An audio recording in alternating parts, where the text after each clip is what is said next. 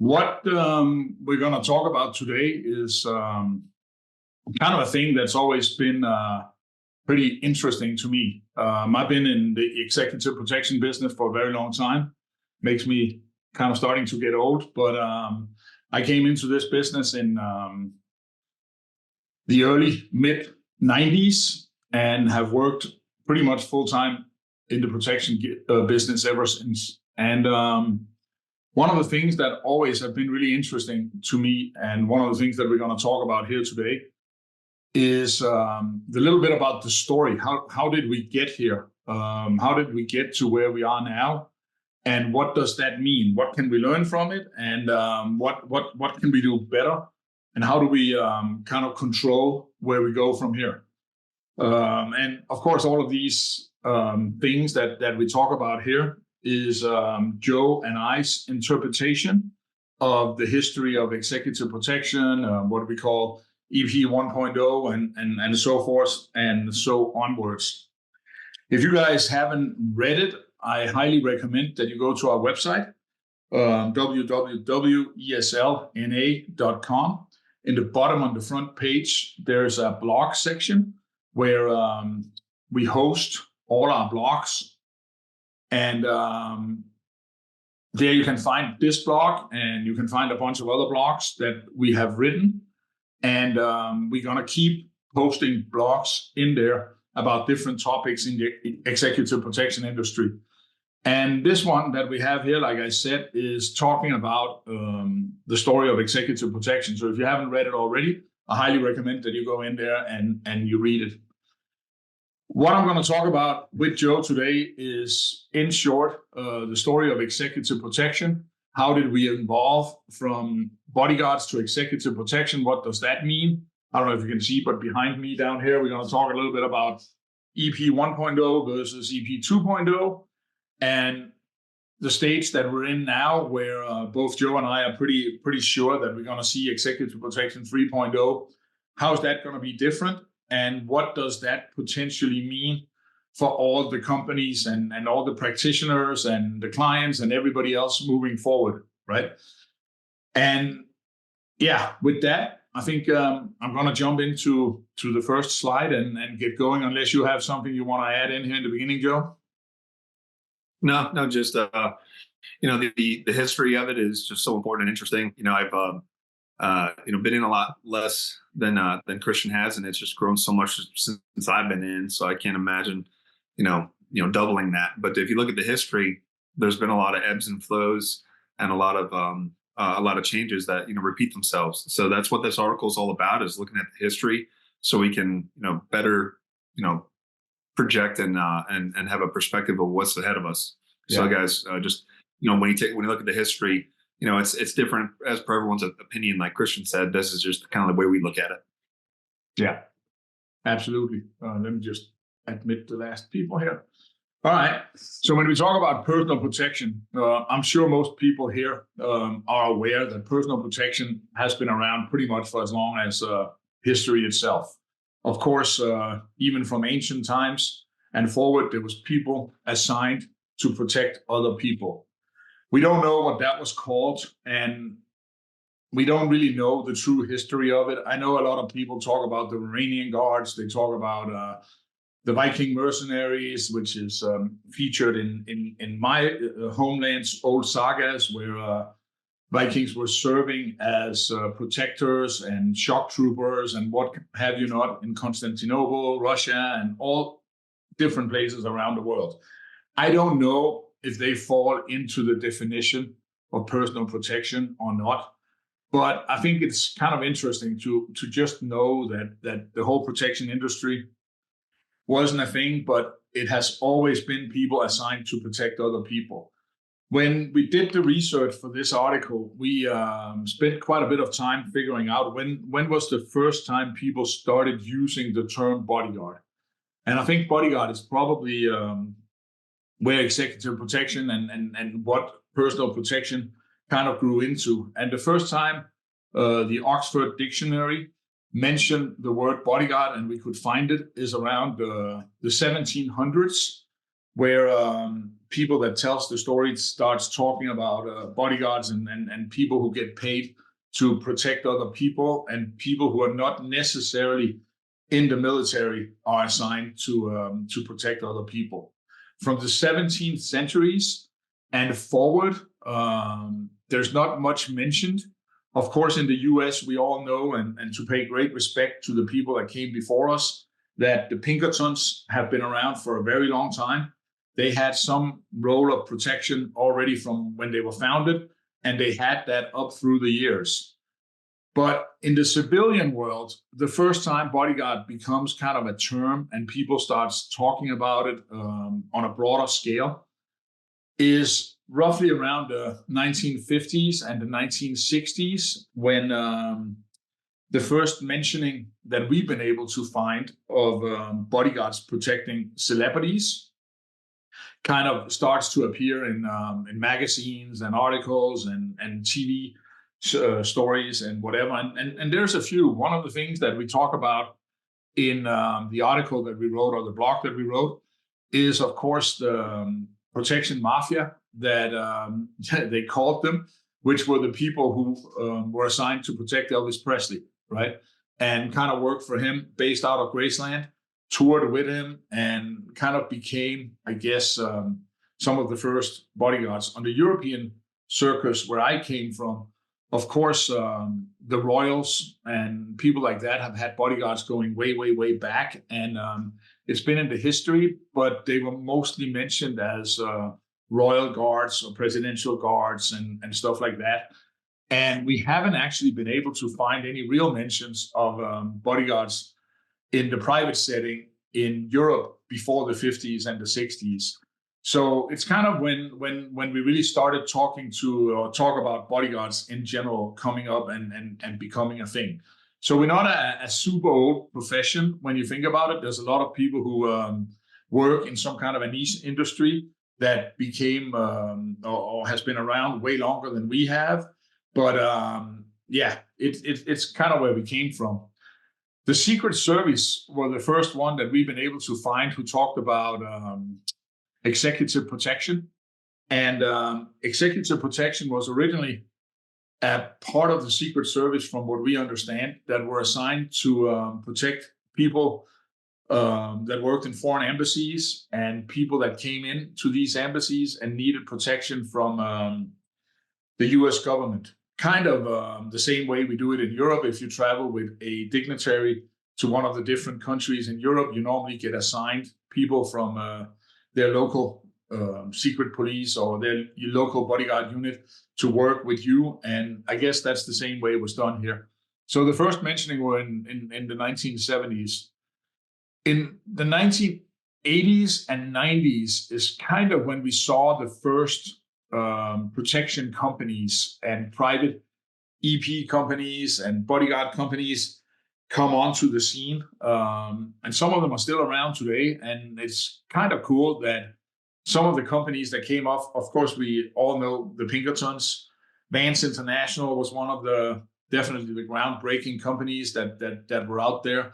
Same with Gavin DeBecker. They've been around for a long time. I think it's either 40 years or more than 40 years, which I can only have tremendous respect for, to be in this industry for that long. It's really cool. In Europe, there were companies like Control Risk, and I'm sure there's others that we haven't been able to find or we haven't mentioned or whatever, and I'm sorry for that. But you can only do as good as you do when you go out and do this research. So I already say forgive me if there's somebody we haven't mentioned here. When we started back in the 1970s, and when we wrote this article, we kind of divided it in from the 1970s to the 2000s.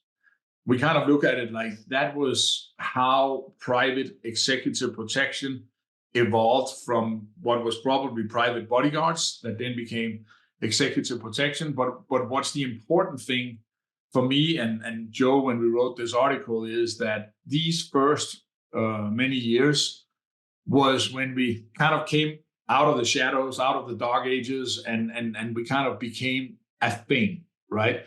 And if we look at some of the milestones, was that when we first started in the 1970s, I'm sure that the Secret Service had some protocols for how they were doing things, but we on the private side didn't have a lot of protocols for how to do protection, neither as bodyguards or EP agents or whatever.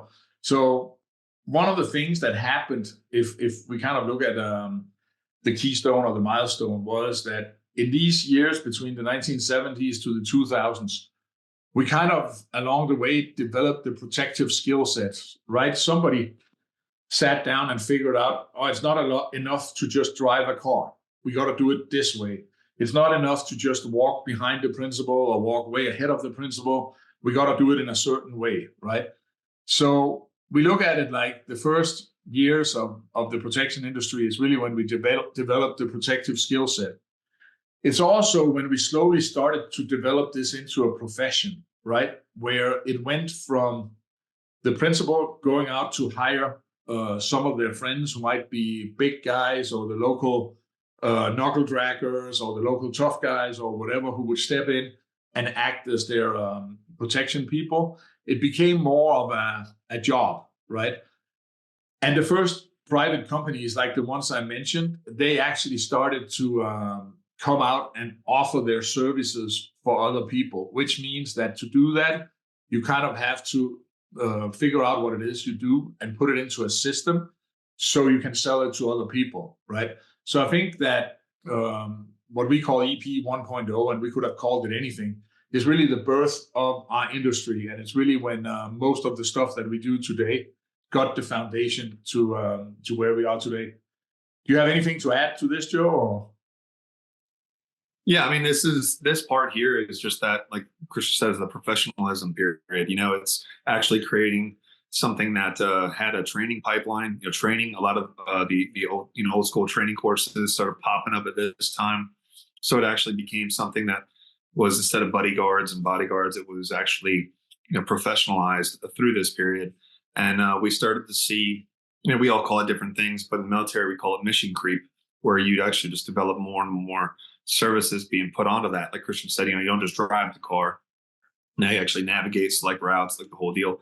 So mission creep can be a good thing in the professionalizing of a service if it's managed correctly. And that's what we see here with this period.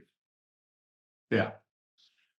Yeah, and we also got to remember that from the 1970s to the 2000s was very much a different time than we're in today, right? Because the EP industry or the bodyguard industry was very fragmented.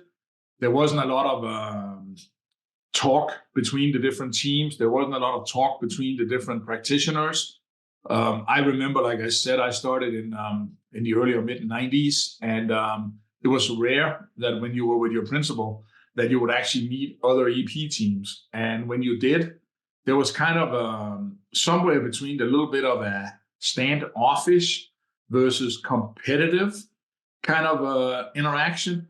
It definitely wasn't the way that it is today, where we're open and we share information and we try to help each other out, and there's a lot of benchmarking. And there are probably different explanations for that, but one of the most important ones is probably that all this started before the internet, right? So it wasn't as easy to find other people who was doing the same thing. I mean, my first formal training I got after I found a ad at the Soldier of Fortune convention, right? And that's how it worked back then. So it wasn't as easy as it is today. Another thing that kind of is characteristic for this period of time is that we were hired to do protection. So there wasn't a lot of focus on customer service. There wasn't a lot of focus on how can we make this better for the clients. There wasn't a lot of focus on value adds and all of the things that we have today.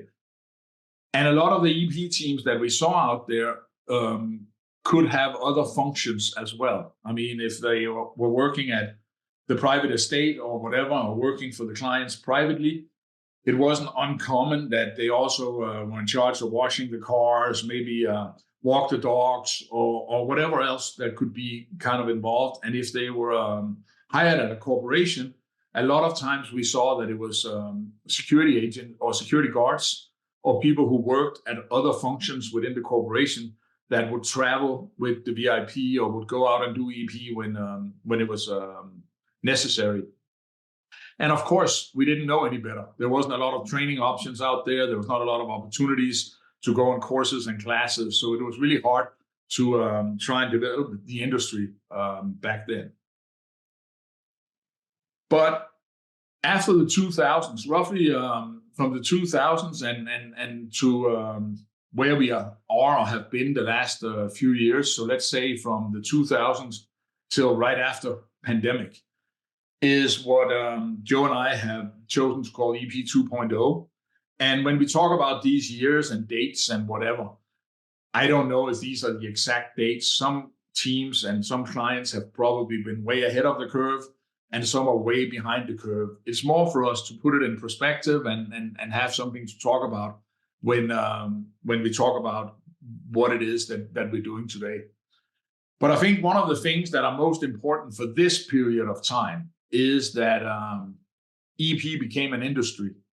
We kind of went from being the weirdos that were only needed if something were to happen, or if we were to prevent something from happening, and then people kind of wanted us to go away.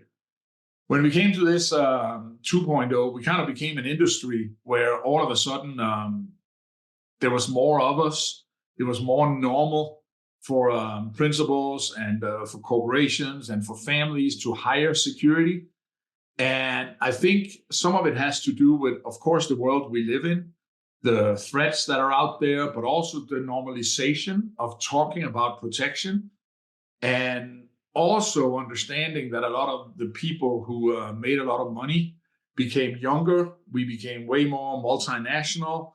Money has to be made all around the world. So travel increased. The world became smaller after the internet, and after businesses really started buying other companies all around the world and kind of grew that way. And it's also the time where we all of a sudden saw private family offices and ultra high net worth families having their own private teams, and some of these teams becoming really big.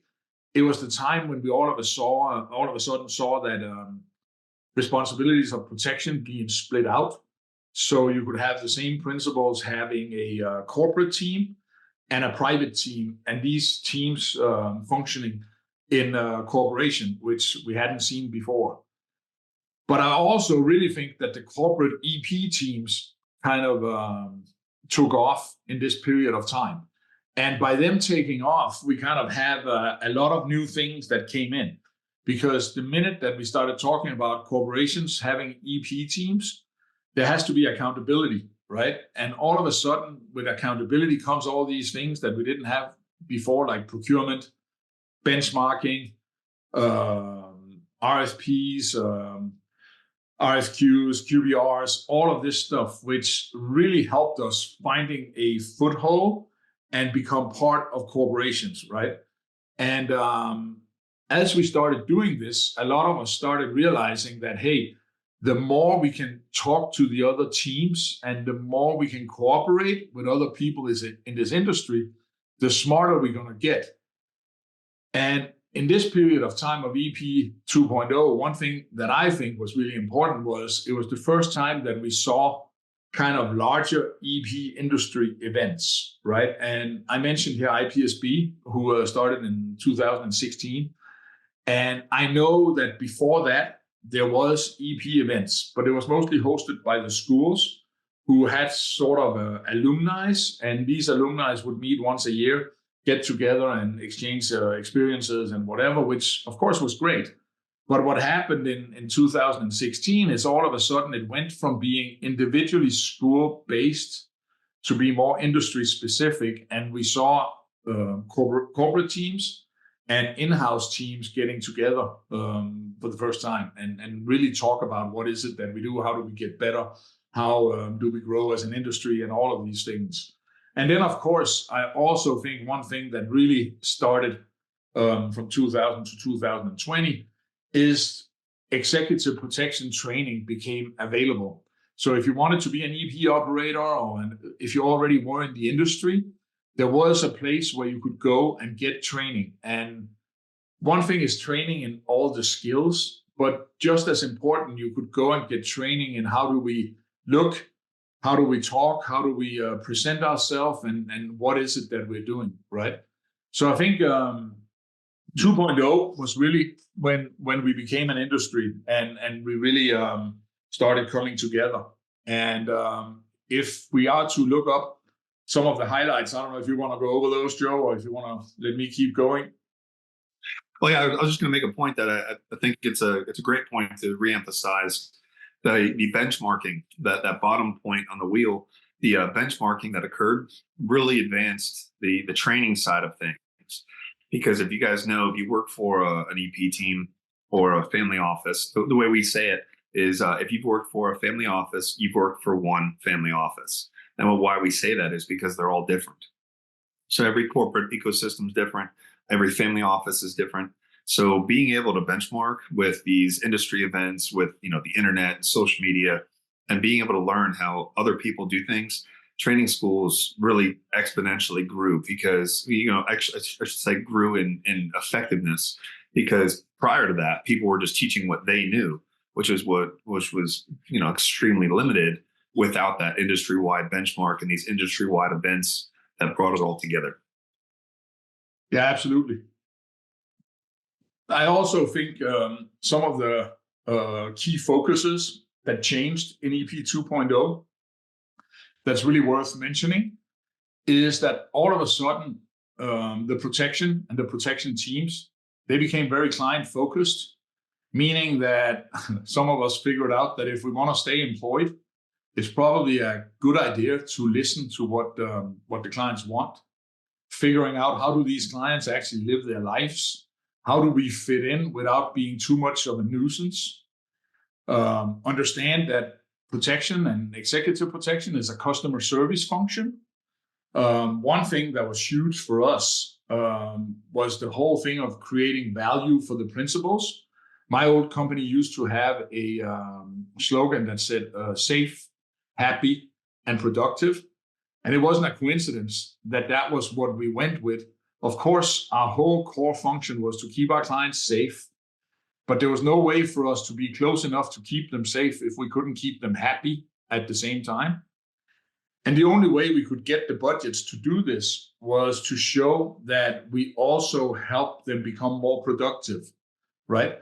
So what really changed when we adapted this mindset was that in EP 1.0, it was all about making sure nothing happened, and everybody, at least in the beginning, thought that security was kind of this annoying kind of apparatus that limited your freedom and had you kind of tied up in a box and all of these things. But the minute you added the safe, happy, and productive and focused on creating values and focusing on customer service and actually listen to the clients, it kind of became household, and all of a sudden it was okay to have EP guys and EP teams around you.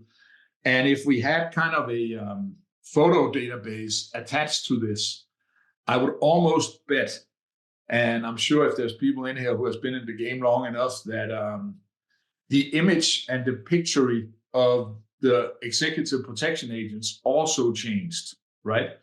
Because one thing that became huge in this 2.0 era was that you kind of had to live in the culture of the company that you worked for, or you had to live in kind of the culture and the image of the family.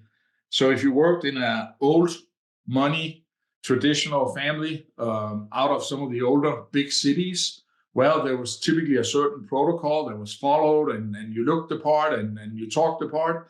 But if you work in Silicon Valley, well, then you look the part and you talk the part and all of that. And it's both right.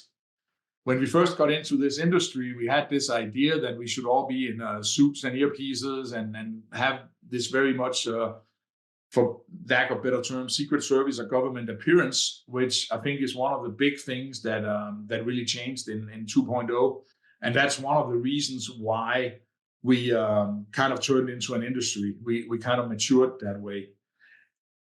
And then the last thing that is definitely a big thing that happened in EP 2.0 that is the whole thing of we saw in-house and outsourced protection teams and a million different variations of the in-house versus out-house teams.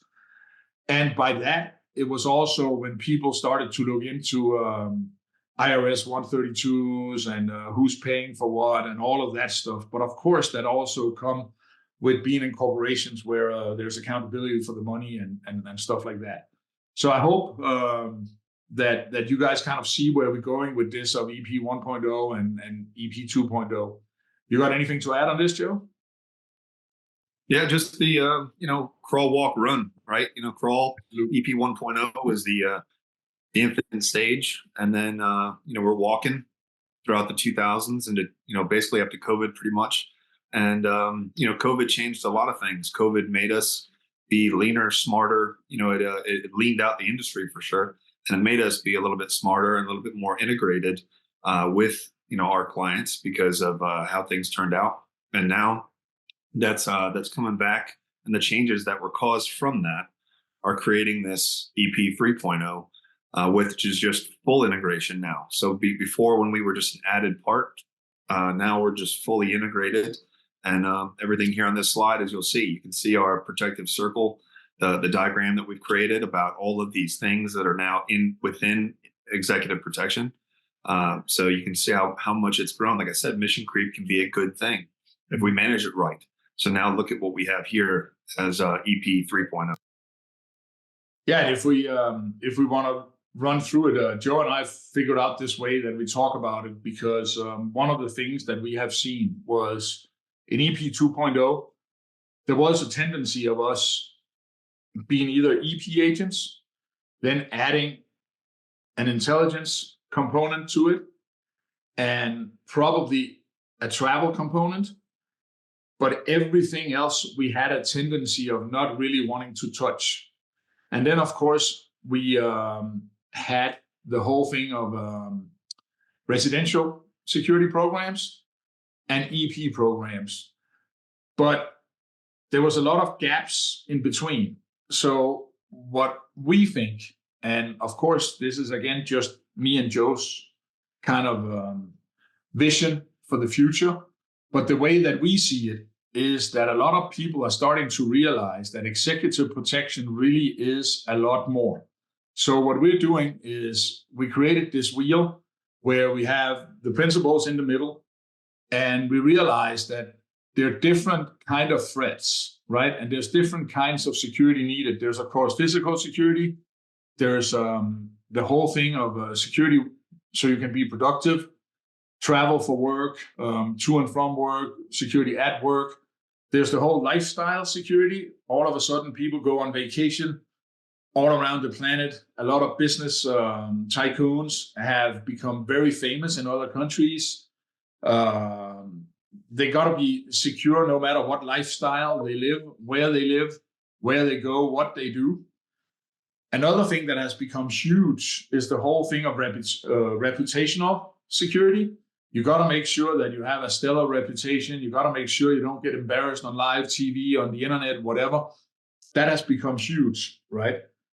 And for us to provide the security, we kind of look at it like you have the fixed site, which is typically your residence or where you sleep at night, but it normally has walls, and we can put up gates, and we can put up walls and whatever else. But we also got to keep them safe when they go from one place to another, when they walk around. And this can be even in the office buildings that they work in. Unfortunately, we've seen a rise of workplace violence and active shooters and whatever. So it's very important all of a sudden that we have focus on where does our clients walk to and how do they do that. And then, of course, there's the travel aspect, both privately and corporate.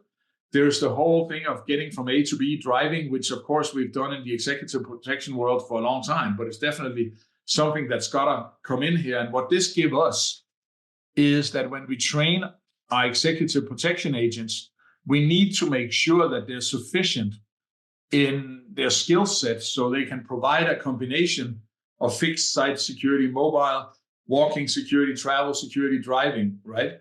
And if we go then out on the next wheel, what we're looking at is really how do these attacks, or how can these attacks occur?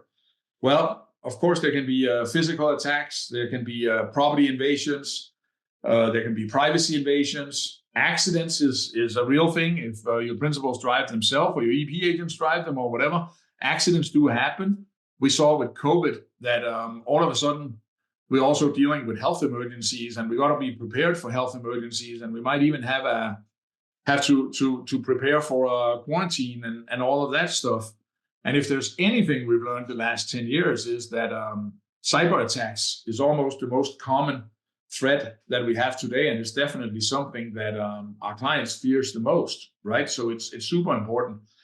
And then the last thing that we learned during COVID is also that we all of a sudden live in a economy and a world where everything gets delivered. We barely saw any private mail and package screening programs 10 years ago, where now you have to be a mid-size EP company or whatever, and you have a full-on screening setup, or you have some kind of a setup to deal with packages, because all of a sudden we have everything delivered, right? And it's kind of rare that we take our clients shopping these days because everything comes to our house. And if you then take the outer circle, which is really the way that we have set up and divided training for agents, we kind of look at it like, well, if you're a all-rounded EP agent, you have to be able to, of course, understand and provide fixed site protection. You have to be sufficient in conflict management. For lack of a better term, we use the CQB as, of course, the hard skills.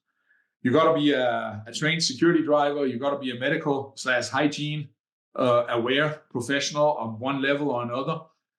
What's new is also, of course, that even as an EP agent, you got to know enough about cybersecurity, digital security, that you don't become a nuisance to the detail or to the client. And you got to be able to advise the client on these things as well when you're on the road, because yes, I know that a lot of clients have an IT department and all that, and they have that at the office, but we don't bring them with us all the time. And a lot of times clients have their own phones and their own setups, and their kids are on their own network and stuff like that. Of course, protective intelligence, we've had that for a while. Advances and secure travel. I'm sure everybody who's on this call here in this webinar already knows all about that. But there's also another thing that has been neglected for a long time, and that is, as we travel more and more and we see these details grow, and now with recession, some actually cut down on manpower, is that for the longest, nobody really understood the ecosystem of protection, meaning that there's in-house teams, there's vendors, and then there's the clients, and nobody can really do without each other. And one thing that has always been kind of missing for us when we started trying to educate the EP agents of the future is that you can be a regular EP team member that goes to, let's say, Portugal, but all of a sudden you're responsible for managing your own time. Okay, that has always happened. But you're also responsible for managing a vendor that provides you with some of the key element of what it is that you're doing. So the old saying of, oh, these drivers were shit, or we didn't like that company and all that, is kind of dead.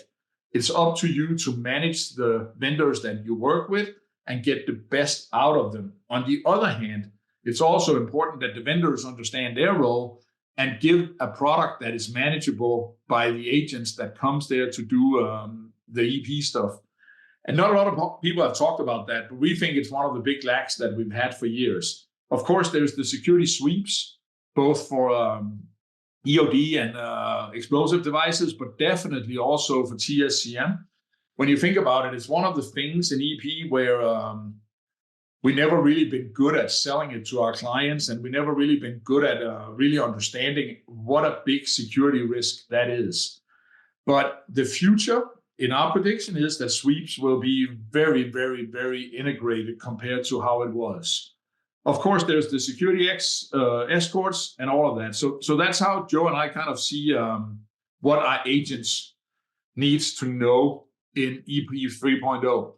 And if we have kind of like some bullet points to what we think is going to happen, is that we're going to see a new way of specialization. As our EP teams grow, our clients grow, and they understand that you need an EP team.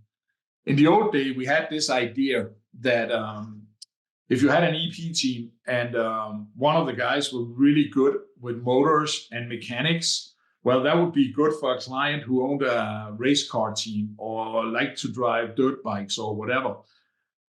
If you had an EP agent that was a really good skier, well, then we should put him on a client that went skiing. One of the things we've seen is that that's not the way to do things anymore. One of the things we're starting to notice is that there starting to be these companies who are really specialized and understand they live in Montana. They have some of the best ski instructors in the world. So it's better to work with them and set up something special than trying to mold your EP agents into be everything for everybody. We think that's one of the things that we're going to see in the future. We also think that the companies that are going to be successful in the future is going to have a very 360 holistic approach to EP. Just selling EP agents, I don't think that's going to cut it. I think you got to look at it and make your own kind of manual or your own kind of way of looking at EP, because it is really a 360 thing. And if you look at the wheel we put up here, can you really be a 100% effective EP team if you don't have cyber or digital as part of what you do? It's almost as impossible as knowing how to fight or fire a gun or whatever else skills we train. Another thing that we think is going to be super important in the next 10 years is technology integration. And I know that for the past 10 years, we've talked a lot about technology. We talked a lot about integrating and digital and all that. But if we really look ourselves in the mirror, it hasn't really happened much. You know, we don't really like to use the alarm systems, and we still don't really take advantage of camera systems and all of that stuff, right? But I personally believe, and I know Joe agrees with me, that is going to be a huge thing moving forward. I also think there's going to be a big segmentation of customer focus. You know, one of the things we've seen, and this is natural for any business, is that when we started EP 2.0, there was a lot of smaller companies that grew into mid-sized companies, and eventually they become large companies due to mergers, acquisitions, my own story included. And there's nothing good or bad in this. It's just the way the business go. And those big companies will always be around, and they'll always own the biggest part of the market. But there'll always be clients that will cater towards smaller, more niche setups. And there will be a lot of smaller niche companies that says, well, we don't really want to do that part of the EP world. So I think segmentation is going to be a big thing. I also think there'll be a lot of companies that say they can do all of this that is in this wheel that we show. And there'll be some that says, well, we don't want to do that. We only want to do this part of it. Or we only want to do security locally. Or we only want to do EP locally. And I can't tell you what's right and I can't tell you what's wrong. But we just think that that is one of the things that's definitely going to come.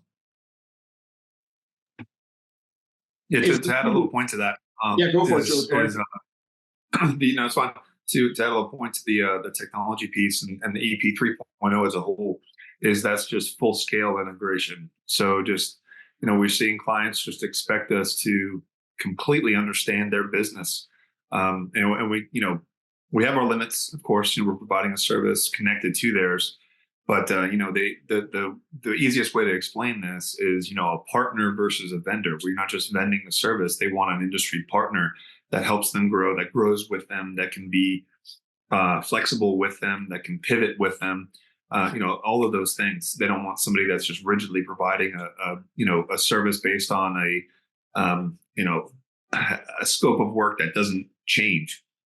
So, you know, that's just what we look at as EP 3.0 is that holistic aspect, integrating technology, not even just security technology, but whatever technology the client's using. You know, we have such a hard time even integrating with their calendar apps. Let's wait until we have to get on their systems, and it's going to be just a holistic integration. That's how I would sum it up. Yeah, absolutely. The last kind of slide that Joe and I have prepared here for today before we jump over to questions is a little bit of the statements all taken out of the article that we wrote or the blog that we wrote.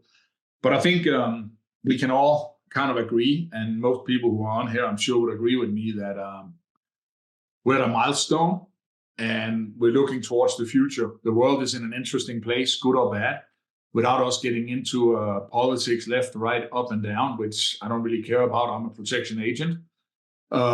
We can all agree that we're in a very interesting space.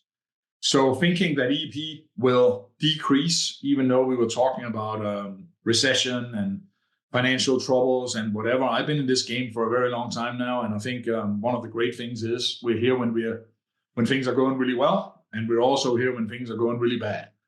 So I definitely think that we're going to see new climates of global risk. We're going to see a lot of internal risk. We're going to see a lot of troubled times ahead.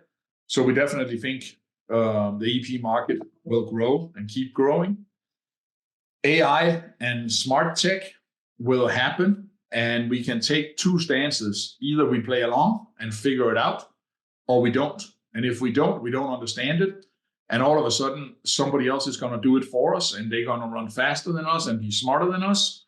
So I encourage everybody to be on the technology and stick with it, because it's not going to go away. I also think that we're going to see the segmentation as we talked about, but I also think we're going to see, and this is based on all the research that you do about other industries who has been in the same ball game as we are, is that we're going to see a price value segmentation as well. There's going to be clients who are willing to pay for the absolute cream of the crop protection, but they also want the absolute cream of the crop protection if they pay for it. And there's going to be clients who are happy to pay for a little bit less of a service, right? So we'll see a lot of segmentation in the providers and what they provide, but we'll definitely also see a lot of price value and segmentation. And then the last thing that I always talk about when we do talks and speeches and whatever, and that goes back to where we are in the world, right? And take this as a figure of speaking and not using Uber as an example, right? But there is somebody in a garage somewhere right now trying to figure out how to do this smarter and better than you are. And if you don't think about it and think about in the future, because if you take this presentation and take one thing away, was one of the first things I said. We developed the skills that we do today somewhere between the 1970 and 2000. And a lot of us haven't reinvented what it is that we're doing today. We're still doing the same thing, just with a little bit of makeup. So it's very important that we always, all of us, think about there's somebody out there trying to do this smarter, faster, cheaper, better. And if we don't have that in mind, eventually we're not going to have this conversation, because somebody else will run faster than us and offer a better service. You got anything to add into this, Joe? No, that sums up pretty good. That's it. I think that just keep in mind, guys. Crawl, walk, run. We're at that run stage, so that's how we see it. That's how we're pushing it. That's how we're gonna go after it. Is that full integration with technology, added value, everything from EP 1.0, 2.0, but now just fully integrated with the clients. So as Christian said, keep adapting, keep learning, keep seeing what's out there, keep working with each other, so we can put the best product forward. That's it. Absolutely. Joe and I are going to hang here. This was the last slide. So I want to thank everybody for chiming in. Joe and I are going to hang here for another 10, 15 minutes. If anybody have questions, comments, whatever, the chat here is open. I'm going to mute everybody, myself included, but we're going to try and answer any question that we can on the chat. And if not, you don't want to ask them here, but you have questions or something that you don't find everybody else should hear, please hit us up either on social media or via email, and we'll try to get answers back to you guys. Our website and the blog is out. Joe just put it in the text. And on our blog side, we're trying to come up with industry pieces 1 or 2 times a month. And I promise everybody that it's not kind of a rent of advertising for the services that we do. The blogs are all about things that is relevant to the industry that I hope everybody can learn from. But with that, I'm gonna mute myself and say thank you. Do you have anything to add here at the end, Joe? Yeah, just guys, I hope you enjoy the blogs and the webinars. This is for collaboration. So if you guys have any questions, anything to chime in, please do. We do this for that reason. We share this information to keep the industry collaborative and sharing information. So, on social media, on these presentations, comment, share, like, all those things. So that way we can keep the conversation going. If you want to hear us talk about anything, if you want to bring a discussion up, please share that as well. We're open to ideas. We constantly throw ideas back and forth, Christian and I, about what we can talk about. But if you guys have something that would be interesting to talk about, throw it up in a comments on one of our blogs or posts. So we can talk about it.